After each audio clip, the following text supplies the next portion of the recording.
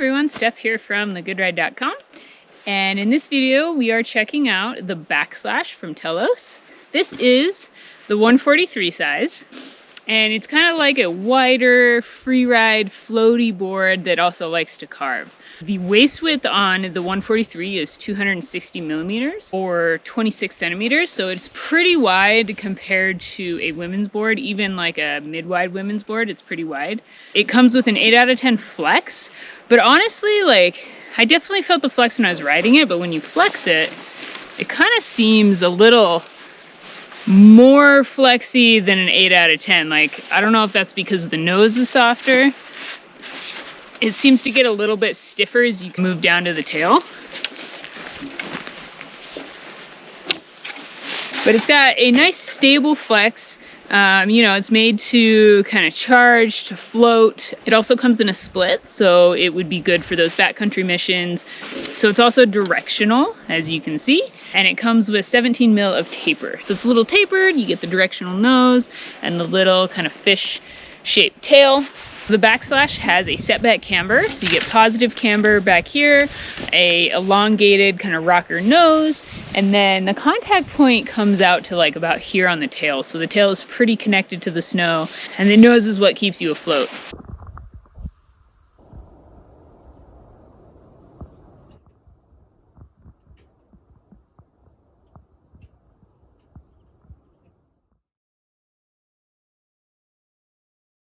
This board likes to float. It is down for those backcountry missions. It is a good stable carver. I felt like it had a pretty wide turn radius when I was carving, so I felt like it liked those medium to large radius turns. So I got the Backslash.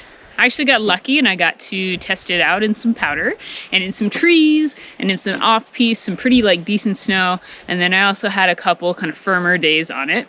In powder, I felt like it definitely floated. I mean, especially with this waist width and the kind of like stiffer flex, you know, helped it to stay nice and stable and not dip into the snow. This big old nose on here helps keep it above the snow. And then I felt like in softer, kind of deeper snow, it was actually quite maneuverable through trees and tighter places.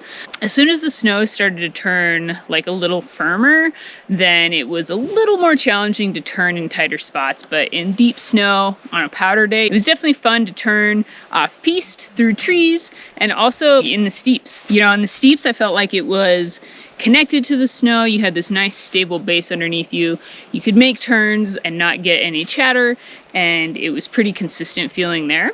But it still liked those medium to larger radius turns for me, even on the steeps, to get it to make some closed, shorter radius, super tight turns on the steeps. It took a little bit more effort, a little bit of a like firmer hand, you know, but it's definitely doable. When I got a little further down into the Groomers, I thought it was super fun to carve.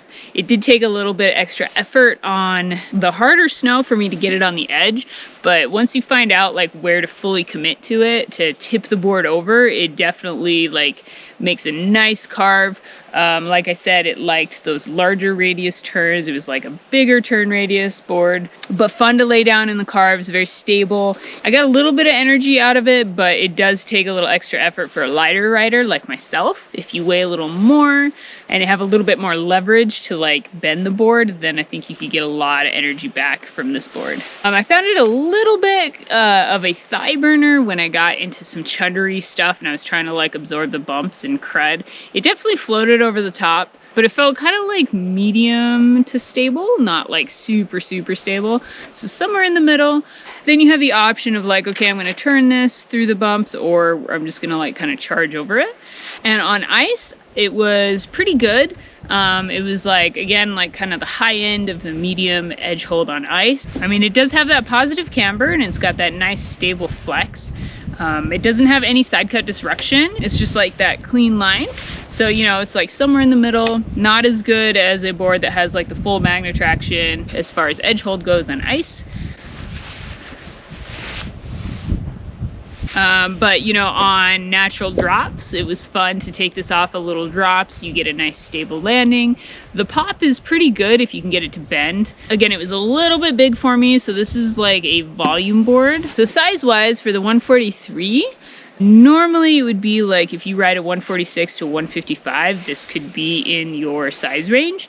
And my normal size board is like a 143. So I think that for my specs, I would be really happy with the backslash in like a 138. I feel like that would really fit my specs. But you know, this board, if you ride like a 146 is your normal board, 146 up to like 155, then this would probably turn faster for you and feel a little bit more responsive than it did for me, being like a pretty lightweight rider with a 7.5 foot boot. Their specs do say that this is good for someone up to 150 pounds. So maybe if you are a high intermediate to advanced expert rider and you're looking for that free ride board that likes to float in powder, that is stable, that also likes to carve, or if you're looking for a split board with these same personalities, then maybe check out the backslash from Telos.